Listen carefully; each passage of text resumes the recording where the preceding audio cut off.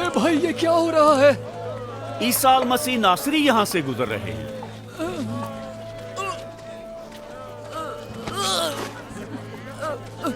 अल-मसीह,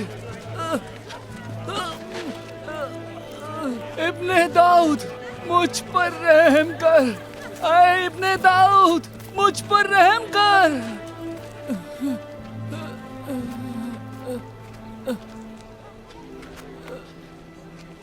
क्या चाहते हो बाबा? मैं फिर से देखना चाहता हूँ।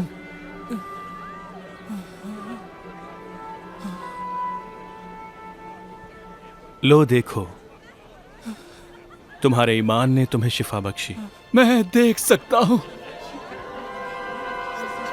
मैं देख सकता हूँ, मैं देख सकता हूँ। या अल्लाह, तेरा शुक्र हो, मैं देख सकता हूँ।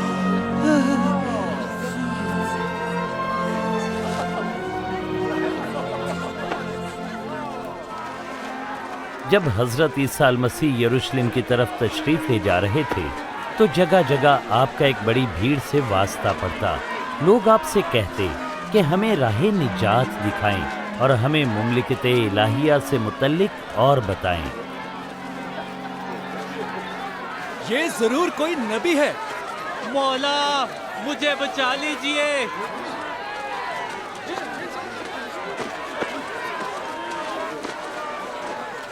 मौला, हमें बचा लीजिए। अल्हम्दुलिल्लाह। मालिक, हमें सीधी राह दिखाइए।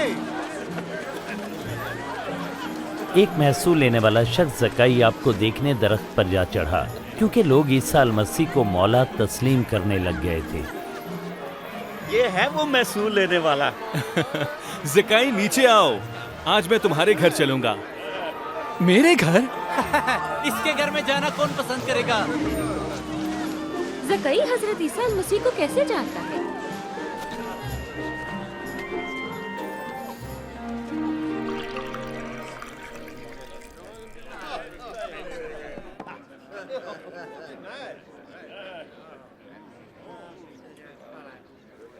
सुनिए, मैं अपने माल का आधा हिस्सा गरीबों को देता हूं, और अगर किसी का नाहक ले लिया तो 4 गुना वापस देता हूं।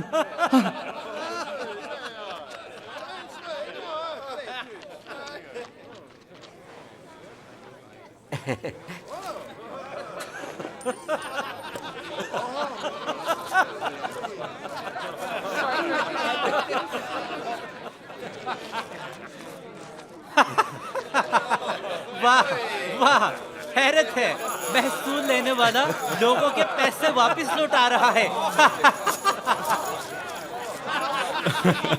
आज ज़काई के घर में निजात आई है, क्योंकि ये भी औलादे इब्राहिम में से है। मसीहा गुनाहगारों को ढूंढने और निजात देने आया है।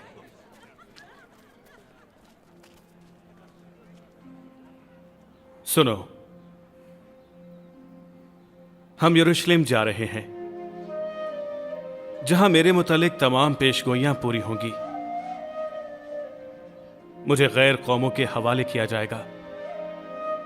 वो मेरा मजाक उड़ाएंगे, लोग मेरी शान में गुस्ताखी करेंगे और मेरा मजाक उड़ाएंगे। वो मुझे कत्ल कर देंगे, और तीसरे दिन मैं जी उठूंगा।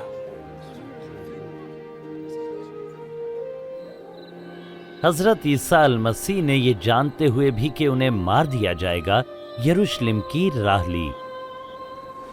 हजरत ईसा मसीह जब गधे पर सवार होकर जा रहे थे तो लोग खुश थे और कह रहे थे कि आप बादशाह हैं।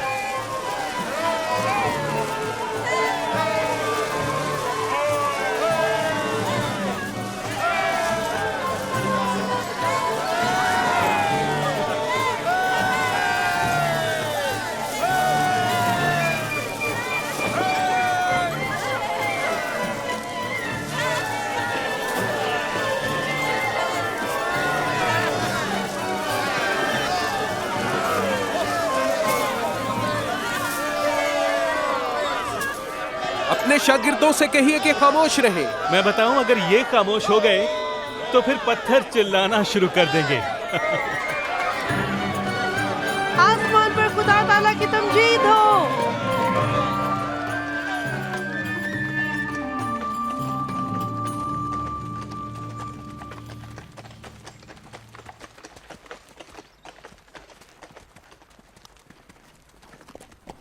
जब हजरत ईसा अल मसीह यरूशलेम के करीब तशरीफ लाए तो उस पर निगाह करके रोने लगे।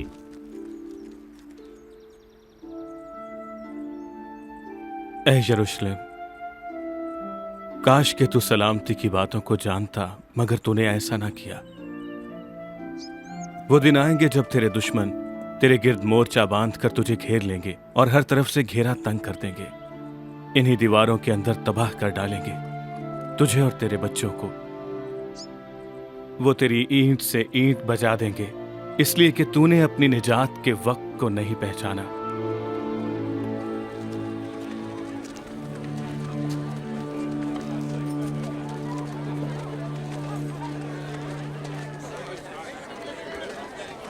यरूशलेम में बैतुल मुकद्दस जाए इबादत की बजाय तिजारत का मरकज बन गया था।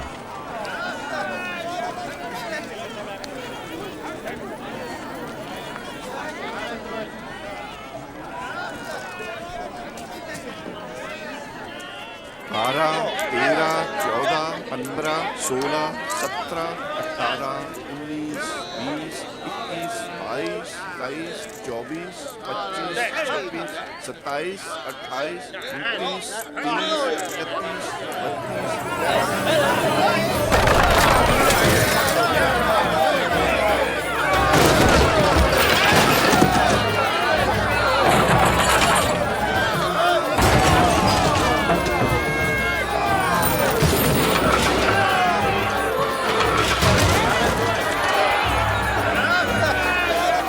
लिखा है कि मेरा घर दुआ का घर कहलाएगा, मगर तुमने इसे डाकुओं की खो बना दिया है। वो मेरे जानवरों की तरफ आ रहा है, रोको उसे रोको।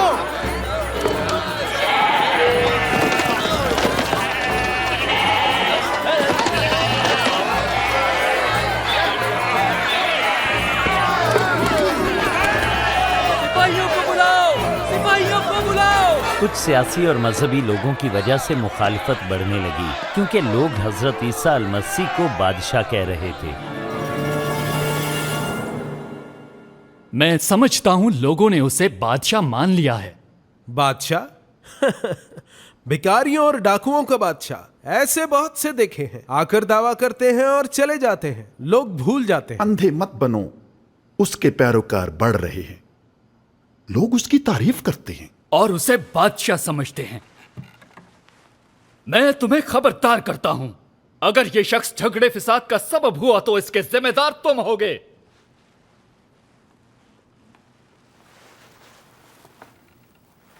शायद ये ठीक है, हमें ईसा का मुकाबला करना होगा। ईसा अल मसीह रोज बरोज उलमाए यहूद और फुकहा के खिलाफ बोलते रहे। आप फरमाते थे कि वो शरीयत की तालीम तो देते हैं मगर खुद उस पर अमल नहीं करते। ईसा अल मसीह ने बैतुल मुकद्दस में एक बेवा को 2 पैसे का हदिया देते हुए देखा। ये तो बहुत थोड़ा है। थोड़ा तो और दे। मैं बताता हूं, इस बेवा ने सबसे ज्यादा नजराना दिया है। बाकी लोगों ने अपनी दौलत में से बचा हुआ नजराने में दिया है, लेकिन इस गरीब बेवा के पास जिंदा रहने के लिए जितना भी था वो सारे का सारा नजराने में दे दिया। हमें बताओ, ये बातें कहने का तुम्हें क्या हक हासिल है? किसने तुम्हें इख्तियार दिया? अब मैं तुमसे एक सवाल पूछता हूं, तुम ये बताओ कि याहिया को किसने इख्तियार दिया था कि वो लोगों को इस्तबाक दे?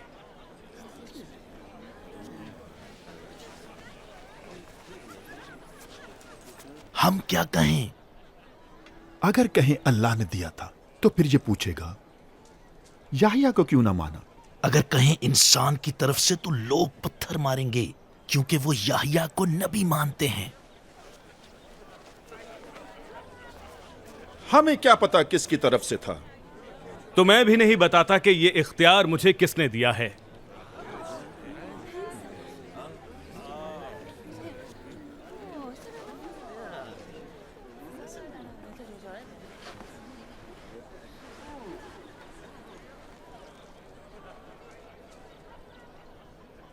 एक दफा किसी शख्स ने अंगूरों का बाग लगाया और उसे ठेके पर दे दिया और लंबे अरसे के लिए कहीं चला गया। जब अंगूर जमा करने का वक्त आया तो उसने एक नौकर को भेजा कि जाकर अपने मालिक का हिस्सा ले आए, लेकिन ठेकेदारों ने उस नौकर को मार पीट कर भेज दिया। उसने दूसरा नौकर भेजा, लेकिन ठेकेदारों ने उससे भी बुरी तरह पीटा, धमकाया और खाली हाथ वापस भेज दिया। तब उसने तीसरा नौकर भेजा, लेकिन ठेकेदारों ने उस पर भी जुल्म ढाया। फिर उसने कहा, अब मैं क्या करूं? अब मैं अपने अजीज फर्जंद को भेज के देखता हूं, शायद इसका लिहाज करें। मालिक के बेटे को आते देखकर ठेकेदार एक दूसरे से कहने लगे, यह तो मालिक का बेटा है, चलो इसे मार डालें, जायदाद हमारी हो जाएगी।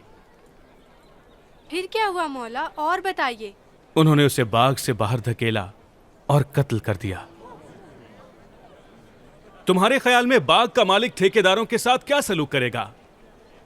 वो आकर उन्हें मारेगा और अपना बाग दूसरे ठेकेदारों को दे देगा। तो फिर इस आयत का क्या मानी है कि जिस पत्थर को मेमारों ने बेकार जानकर रद्द कर दिया, वही पत्थर संगे बुनियाद ठहरा। जो उस पत्थर पर गिरेगा टूटकर टुकड़े टुकड़े हो जाएगा, और अगर वो पत्थर किसी पर गिर पड़ा तो उसे पीस कर रख देगा। उस्ताद, हमें पता है आप जो तालीम देते हैं वो दुरुस्त है। हमें यह भी पता है आपका मकसद इंसान को खुश करना नहीं। आप इंसान के बारे में अल्लाह की मर्जी सिखाते हैं। ये बताइए, क्या शरीयत मूसवी हमें इजाजत देती है कि रूमी हुक्मरान को महसूल अदा किया जाए? मौला, ये आपको फंसाना चाहता है। मुझे चांदी का एक सिक्का दिखाओ।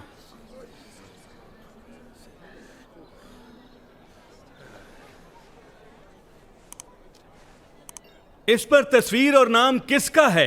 कैसर। तो फिर जो कैसर का है वो कैसर को दो, जो अल्लाह का है वो अल्लाह ताला को दो।